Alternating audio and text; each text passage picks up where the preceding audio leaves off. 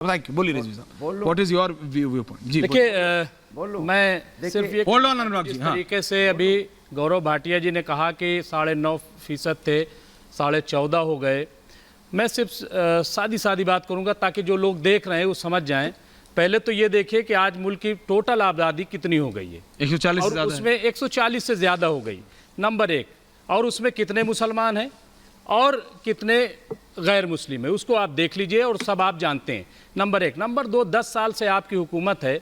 इस 10 साल में जो घुसपैठियाँ, आपने कितने घुसपैठियों को निकाला, और नहीं निकाला तो क्यों नहीं निकाला, उसको आप जवाब दीजिए। उसके जिम्मेदार आप हैं, उसका जिम्मेदार मुसलमान नहीं है।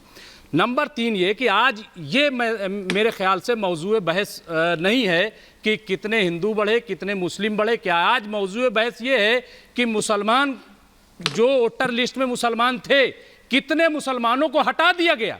रिपोर्टें आ रही हैं, उनके नाम नहीं है जब वोट देने जा रहे हैं। क्या बात और संभल में आप देखिए एक वीडियो चल रहा है, उनको पीटा जा रहा है, उनको रोका जा रहा है, उनको मारा जा रहा है। आज इस पे बहस होनी चाहिए। मुझे अफसोस है कि अपोजिशन भी, जितने यहाँ भदौरिया जी बैठे हुए हैं, एक लफ्ज नहीं बोल रहे हैं। और इन्हीं की पार्टी ने पिछली बार इस चीज को उठाया था कि किस तरीके से वोटर लिस्ट से मुसलमानों को हटाया गया। आज इस पे बात होनी चाहिए। इस बार भदौरिया साहब कुछ नहीं बोल रहे हैं। कहाँ बोल रहे हैं भदौरिया साहब? इतने 45 मिनट में क्या भदौरिया जी साहब की जिम्मेदारी नहीं है? क्या कांग्रेस की जिम्मेदारी नहीं है कि इस इशू को उठाया जाए, इस मौजू को उठाया जाए कि आखिर मुसलमान को वोट देने से क्यों रोका जा रहा है? ओके ठीक है भदौरिया साहब, ओके ताकि तमाम लोगों को इख्तियार मिले। Okay relax. अनुराग भदौरिया कुछ बोल रहे हैं, सबके पास जरा एंडिंग कमेंट्स क्या है? अनुराग जी, देखिए भारतीय जनता पार्टी अभी काम गिना रही थी, नल जल। अरे जहाँ नल है वहाँ जल नहीं है, जहाँ जल है वहाँ नल नहीं है। शौचालय जहाँ पानी है वहाँ दीवार नहीं, जहाँ दीवार है वहाँ पानी नहीं, शौचालय ऐसे तो आपने बना के दिए। अरे आप तो सही, हमारे साथी कह रहे थे आपकी एडवाइजरी कमेटी कभी हेल्थ के बारे में रिपोर्ट नहीं देती है क्या? कभी महंगाई के बारे में रिपोर्ट नहीं देती है क्या? वुमेन एम्पावरमेंट के बारे में रिपोर्ट नहीं देती है क्या? क्या भुखमरी से कितने लोग मर रहे हैं उसकी रिपोर्ट नहीं देती है क्या? पर कैपिटल इनकम कितनी बड़ी इसकी रिपोर्ट नहीं देती है क्या? किस तरह से यहाँ पे समाज के अंदर में अत्याचार बढ़ा है, किस तरह से यहाँ पे महिलाओं पे अत्याचार बढ़ा, इसकी रिपोर्ट नहीं देती है क्या? कैसी एडवाइजरी कमेटी है जो खाली धर्म के नाम पे बात करती है? क्योंकि चुनाव आ गया है ना, इसलिए फसल काटने आए हैं। सही का मेरे साथी एक जो कह रहे थे कि आप आवाज नहीं उठाते, शायद उनको पता नहीं आवाज उठाते उठाते गला बैठ गया है। जो जिस तरह घटना बदायूं में हुई है तो हम लोगों ने बहुत हल्ला मचाया। सवाल ये नहीं है, भारतीय जनता पार्टी सिर्फ और सिर्फ मुद्दों से ध्यान भटकाने की बात कर रही है, इसलिए भारतीय जनता पार्टी को मैं बार-बार मुद्दों पे रखना चाहता हूं। निवान जी को लाइए, सिर्फ यहाँ पे महंगाई, आम आदमी party also, Bharatiya Janata party आप लोगों ने, और कोई भारतीय जनता पार्टी। ओके ठीक, आम आदमी पार्टी।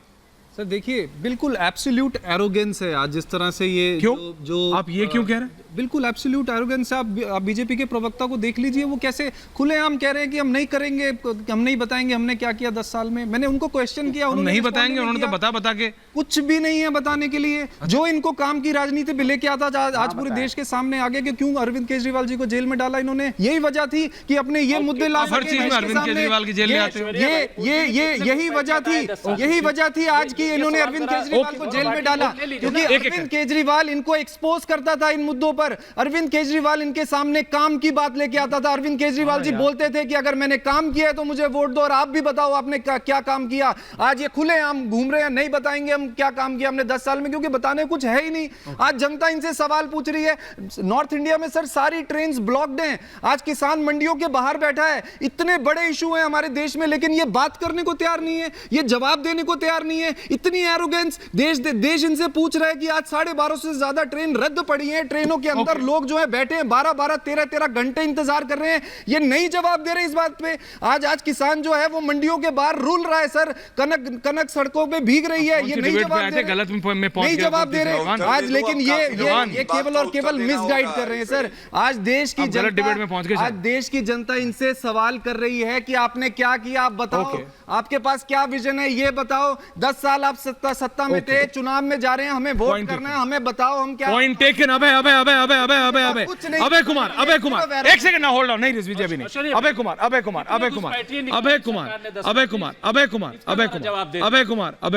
अबे जी बोलिए, एंडिंग कमेंट्स। अबे जी बोलिए। जी देखिए, ऐसा है कि अगर हम जिस इश्यू पर आज डिबेट कर रहे हैं और जिस रिपोर्ट के बारे में, तो देखिए ऐसा है कि बीजेपी भी एक पॉलिटिकल पार्टी है, उसको भी पूरा अधिकार है, या वो भी अपने सुविधा के पंकज जी है ना भेजिए। अपनी ऐसा लाने के लिए फ्री है। पंकज जी को- हर पार्टी ऐसा कर रही है। अगर आप देखिए, अगर आप महाराष्ट्र में जाकर के देखिए कैसे ट्रीट किया जा रहा है कि एक भी मुस्लिम उम्मीदवार नहीं उतारा गया है इंडियन अलायंस के द्वारा। और अगर हम बीजेपी की ही बात करें, तो बीजेपी राजस्थान में, गुजरात में, या जहां पर डायरेक्ट बीजेपी वर्सेस कांग्रेस की फाइट होती है, वहां पर कितने मुसलमानों को टिकट देती है। नहीं, आप बोल रहे हैं कांग्रेस गुजरात में, अब तो आम आदमी पार्टी वहां भी कांग्रेस का वोट बैंक ले गई। बताता है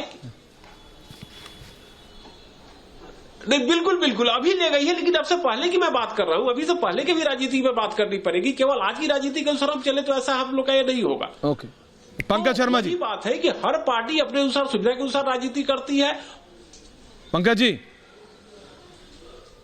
ऐश्वर्य एक बड़ा अद्भुत संयोग बन रहा है। क्या दादा? 10 साल पहले जेठ का महीना था और कृष्ण पक्ष की सप्तमी थी उस दिन। हाँ। जिस दिन नरेंद्र भाई मोदी ने लोकतंत्र के जो परम पावन मंदिर की सीढ़ियों पर दंडवत प्रणाम किया था। हाँ। आपके जहन में भी वो दृश्य अभी तक चस्पा होगा। अब 4 जून को जेठ का महीना है, कृष्ण पक्ष की चतुर्दशी होगी।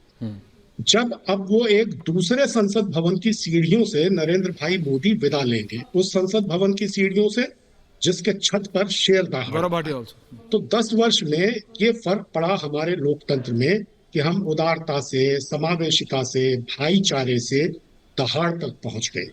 ये देश की जनता ने देखा है और इस बार 2024 के चुनावों में इसी का नतीजा भारतीय जनता पार्टी को भुगतना पड़ेगा। ओके, देखिए ऐश्वर्या जी, सबको लाइए। बोलिए मनोज जी। मैं कह रहा हूं कि पंकज जी ने जिस तरीके से कहा कि भाई हम ओपिनियन पोल जो करते हैं उनके ऊपर तो संदेह अब होने लग रहा है।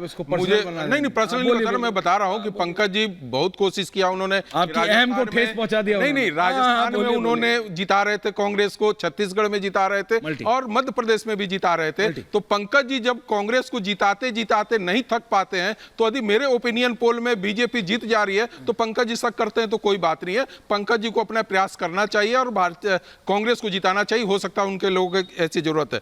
देखिए, यही एक सबसे बड़ी चीजें हैं। Gaurav ji, you have to answer all of them। मैं बराबर का टाइम दूंगा आपको। मैं स्वीकार किया कि भारतीय जनता पार्टी ध्रुवीकरण करने में लगी हुई है और उसमें सफल भी होती है, और यही कारण होता है कि जहां 2024 में 36 मुसलमान जीत कर आए थे, आज के डेट में यदि 2019 में 24 हो गए थे और धीरे धीरे पार्लियामेंट के अंदर मुसलमानों की संख्या घटी। उसके लिए एक और सवाल नहीं दोषी है, उसके लिए कांग्रेस दोषी है कि जो लोगों को टिकट देना बंद कर दिया मुसलमानों को। ये बीजेपी पे दोष है। एक और सवाल है कि क्या सेम धर्म वाला ही आपका नहीं, आपकी नुमाइंदगी क्या आपके धर्म का ही व्यक्ति कर सकता है? क्या मेरा ही नुमाइंदगी क्या मेरे धर्म का व्यक्ति कर सकता है? भाई बात ये जी प्लीज, बात ये है कि इतनी बड़ी आबादी है जिस पर पूरी सियासत हो रही है। आप देखिए शुरू से लेकर के अब तक और आखिरी तक शायद इसे पर हो, लेकिन जब नुमाइंदगी की बात आती है तो उनको पीछे रख दिया जाता है। आप मुरादाबाद से यही समाजवादी पार्टी जो है वहां पे एसटी हसन थे और आज किसको वहां टिकट दे दिया गया?